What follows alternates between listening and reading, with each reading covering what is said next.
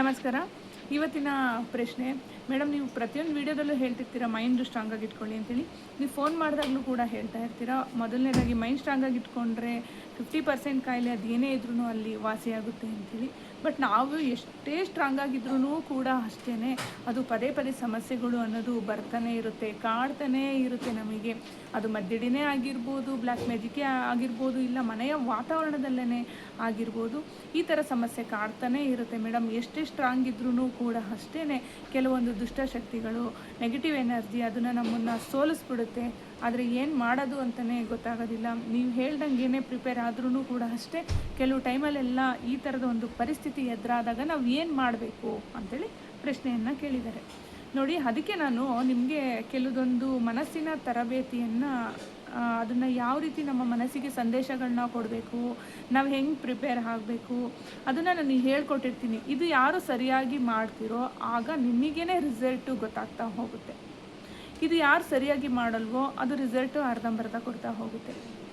ಹಾಗಾಗಿ ನಿಮ್ಮ ಮೈಂಡ್ ಎಷ್ಟೇ ಸ್ಟ್ರಾಂಗ್ ಆಗಿದ್ರೂ ಕೂಡ ಅಷ್ಟೇ ಇಷ್ಟು ವೀಕ್ ಆಗ್ತಿದೆ ಅಂತ ಅಂದರೆ ನೀವು ನೆಗೆಟಿವ್ ಎನರ್ಜಿನ ಇನ್ವೈಟ್ ಮಾಡ್ತಾ ಇದ್ದೀರಾ, ಅಥವಾ ಅದು ಬರುವಂತಹ ನೆಗೆಟಿವ್ ಎನರ್ಜಿಯನ್ನು ನೀವು ನಿಮ್ಮ ಒಂದು ಎನರ್ಜಿ ಫೀಲ್ಡಲ್ಲಿ ಬಿಟ್ಕೊಳ್ಳೋದಕ್ಕೆ ಅನುಮತಿಯನ್ನು ಕೊಡ್ತಾ ಇದ್ದೀರಾ ಅಂಥೇಳಿ ಅರ್ಥ. ಆ ಥರ ಅನುಮತಿ ಏನು ಕೊಡ್ದಂಗೆ ನಾನು ಕೆಲವ್ದು ಏನು ಹೇಳ್ತೀನಿ, ಸ್ಟಾರ್ಟಿಂಗು ನಿಮ್ಗೆ ಕಷ್ಟ ಅನ್ನಿಸ್ಬೋದು, ಇದೇನು ಹೇಳ್ತಾರೆ ಅದೇನು ಹೇಳ್ತಾರೆ ಹಿಂಗೆ ಇಷ್ಟೇನಾ ಅಂತೇಳಿ ಅನ್ನಿಸ್ಬೋದು. ನಾನು ಎಷ್ಟೋ ಜನಕ್ಕೆ ಹೇಳ್ತಾನೆ ಇರ್ತೀನಿ, ಕೆಲವ್ರು ಕೇಳ್ತಾರೆ ಕೆಲವ್ರು ಕೇಳೋದಿಲ್ಲ. ಎಷ್ಟು ಅಂತೇಳಿ ನಾವು ಕೂಡ ಹೇಳೋಕ್ಕಾಗುತ್ತೆ.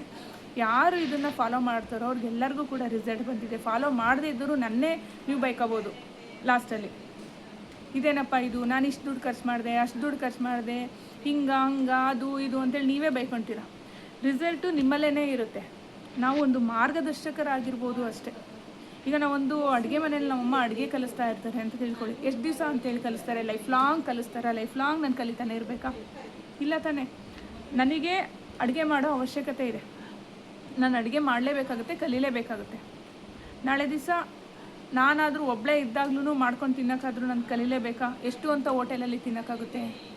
ಹಾಗೆ ನೀವು ಎಷ್ಟು ಅಂತೇಳಿ ಟ್ರೀಟ್ಮೆಂಟ್ ತೊಗೊಳ್ತೀರಾ? ಕೆಲವೊಂದು ಮೆಥಡನ್ನು ಹೇಳ್ಕೊಟ್ಟಿರ್ತೀನಲ್ಲ, ಅದನ್ನ ಫಾಲೋ ಮಾಡಬೇಕು. ಇವಾಗ ಅಡುಗೆ ವಿಷಯದಲ್ಲೇ ತೆಗೆದುಕೊಂಡ್ರೆ, ಈಗ 1 ದಿನ ಹೇಳ್ಬೋದು, 2 ದಿನ ಹೇಳ್ಬೋದು, 3 ದಿನ, ಅಕಸ್ಮಾತ್ 1 ತಿಂಗಳೇ ಹೇಳ್ಕೊಡ್ಬೋದು ನಮ್ಮಮ್ಮ. ಕೊನೆಗೆ ಹೋಗೆ ಕಲಿಯಲ್ಲ, ಏನಿಲ್ಲ, ನಿನಗೆ ಇಂಟ್ರೆಸ್ಟ್ ಇಲ್ಲ ಅಂತೇಳಿ ಬೈದು ಕಳಿಸಲ್ಲ. ಇದನ್ನು ಕೂಡ ಹಾಗೇ, ಕಲಿಯೋಕೆ ಇಂಟ್ರೆಸ್ಟು ನಾವು ಯಾವಾಗ ತೋರಿಸ್ತೀವಿ, ನಾವು ಮುನ್ನುಗ್ಗಿ ಹೋಗ್ತೀವಿ, ನಾವು ಯಾವಾಗ ನಮ್ಮ ಮನಸ್ಸನ್ನು ನಾವು ಕಂಟ್ರೋಲಲ್ಲಿ ಇಟ್ಕೊತೀವಿ. ನಾನು ಕೆಲವುದು ಎಷ್ಟು ಚೆನ್ನಾಗಿ ಒಳ್ಳೊಳ್ಳೆ ಮೆಥಡನ್ನು ಹೇಳ್ಕೊಟ್ಟಿರ್ತೀನಿ. ಕೊಟ್ಟಿರೋ ದುಡ್ಡಿಗಿಂತನೂ ಇನ್ನೂ ಹೆಚ್ಚಾಗಿ ಏನೇನೋ ಹೇಳ್ಕೊಟ್ಟಿರ್ತೀನಿ. ಕೆಲವರೆಲ್ಲ ಕನ್ಸಲ್ಟೇಷನ್ ಚಾರ್ಜಸ್ ಅಂತೇಳಿ ಇಷ್ಟು, ನಾನು ಇಷ್ಟು ಮಾತಾಡಿದ್ರೆ ಇಷ್ಟು, ಹಾಗೆ ಹೀಗೆ ಅಂತೇಳಿ ಎಲ್ಲ ಇಸ್ಕೊತಿರ್ತಾರೆ. ಕೆಲವು ಕ್ಲೈಂಟ್ಗಳಿಗೆ ಗೊತ್ತಿರ್ಬೋದು ನನ್ನ ಬಗ್ಗೆ. ಆದ್ರೂ ಕೂಡ ಅಷ್ಟೇ ಎಷ್ಟು ಹೇಳ್ತಾನೆ ಇರ್ತೀನಿ, ಹೀಗೆ ಫಾಲೋ ಮಾಡಿ, ಆಮೇಲೆ ರಿಸಲ್ಟ್ ಬರುತ್ತೆ. 2 ದಿನಕ್ಕೆ 3 ದಿನಕ್ಕೆ ಬರಬೇಕು ಅಂತಂದರೆ ನಾನು ಏನು ಮಾಡೋಕ್ಕಾಗುತ್ತೆ? ಅಷ್ಟು ಬೇಗ ಕೆಲವೊಬ್ಬರಿಗೆ ರಿಸಲ್ಟ್ ಬರಲ್ಲ, ಎಲ್ಲೋ ಒಬ್ಬೊಬ್ರಿಗೆ ಮಾತ್ರ ಅಷ್ಟೇ ರಿಸಲ್ಟ್ ಬರುತ್ತೆ. ನೋಡಿ, ಇವಾಗ ಒಂದು ಸರ್ಪದೋಷದ ಪೂಜೆಗೆ ಅಂತಲೇ ಬರ್ತಾರ, ತಕ್ಷಣಕ್ಕೆ 1 ವಾರಕ್ಕೆ ಮದುವೆ ಸೆಟ್ ಆಗ್ಬಿಡುತ್ತೆ ಒಬ್ಬರಿಗೆ, ಮತ್ತು ಇನ್ನೊಂದು 3 ತಿಂಗ್ಳಿಗೆ ಸೆಟ್ ಆಗುತ್ತೆ. ಈಗ ರೀಸೆಂಟಾಗಿ ಒಂದಿಬ್ರದ್ದು ಮದುವೆ ಆಯಿತು, ಅವರಿಗೆ 2 ಇಯರ್ಸ್ ಆದಮೇಲೆ, ಅಂದರೆ ಅವ್ರ ಕರ್ಮಫಲ ಇಲ್ಲ ನಾಗ ಅಲ್ಲಿ ಶಾಂತಿಯಾಗಿ ಆಶೀರ್ವಾದ ಮಾಡೋದು. ನಮ್ಮ ಕರ್ತವ್ಯ ಏನಿದೆ ನಾವು ಮಾಡಲೇಬೇಕಾಗುತ್ತೆ. ರಿಸಲ್ಟು ಕೂಡ ಅಷ್ಟೇ ಬರ್ತಾ ಹೋಗುತ್ತೆ. ಮತ್ತಿನ್ನೊಬ್ಬರು ಬಂದಿದ್ದರು, ಅವರಿಗೆ 12 ವರ್ಷ ಮಕ್ಕಳಿರಲಿಲ್ಲ. ಅವರು ಎಷ್ಟು ಗೊತ್ತಾ, ನಾನು ಇಷ್ಟು ಹೇಳಿದ್ರೆ ಇಷ್ಟು ಫಾಲೋ ಮಾಡ್ತಾಯಿದ್ರು, ಅಷ್ಟು ಚೆನ್ನಾಗಿ ಫಾಲೋ ಮಾಡ್ತಾಯಿದ್ರು. 4ನೇ ತಿಂಗಳಿಗೆ ಕರೆಕ್ಟಾಗಿ ಅವರು ಪ್ರೆಗ್ನೆಂಟ್ ಆಗಿದ್ದಾರೆ. ಹಾಗೆ ರಿಸಲ್ಟು ಕೂಡ ನಿಮ್ಮಲ್ಲೇ ಇರುತ್ತೆ. ನಾನು ಇಷ್ಟು ಉದಾಹರಣೆಗಳು ಕೊಟ್ಟಿದ್ದೀನಿ, ಅರ್ಥ ಮಾಡ್ಕೊಳ್ಳಿ. ಅರ್ಥ ಮಾಡಿಕೊಂಡು ಫಾಲೋ ಮಾಡಿ, ನಿಮ್ಮಲ್ಲೇ ಒಳ್ಳೆ ರಿಸಲ್ಟು ಇದ್ದೇ ಇರುತ್ತೆ. ಏನೇ ಒಂದು ಆಗಿರಲಿ, ಮೊದಲನೇದಾಗಿ ಮೈಂಡು ಸ್ಟ್ರಾಂಗಾಗಿ ಇಟ್ಕೋಬೇಕು. ಯಾವುದೇ ಒಂದು ವಿಚಾರ ಆಗಿದ್ರೂ ಕೂಡ ಅಷ್ಟೇ. ಓಕೆ, ನಿಮ್ಮ ಕರ್ತವ್ಯ ಏನಿದೆ? ಈಗ ಜ್ವರ ಬಂತಾ? ಓಕೆ, ಜ್ವರ ಬಂದಿದೆ, ಸರಿ, ಹಾಸ್ಪಿಟಲ್ಗೆ ಹೋಗೋಣ, ಇಂಜೆಕ್ಷನ್ ತೊಗೊಳ್ಳೋಣ, ಮಾತ್ರೆ ತೊಗೊಳ್ಳೋಣ, ಜ್ವರ ಕ್ಲಿಯರ್ ಆಗುತ್ತೆ, ಇಲ್ಲ ಕಷಾಯ ಮಾಡ್ಕೊಂಡು ಕುಡಿಯೋಣ, ಇಷ್ಟೇ ಮಾಡಿರಬೇಕು. ಅಯ್ಯೋ ಜ್ವರ ಬಂದ್ಬಿಟ್ಟಿದೆಯಾ, ಅಯ್ಯೋ ಸಿಕ್ಕಾಪಟ್ಟೆ ಜ್ವರ ಬಂದ್ಬಿಟ್ಟಿದೆಯಲ್ಲ, ಅಯ್ಯೋ ಏನೇನಾಗುತ್ತೋ ಅಂತ ಈ ಥರ ಆತಂಕಕ್ಕೆ ಒಳಗಾದರೆ ಜ್ವರ ಇನ್ನಷ್ಟು ಏರಿಬಿಡುತ್ತೆ.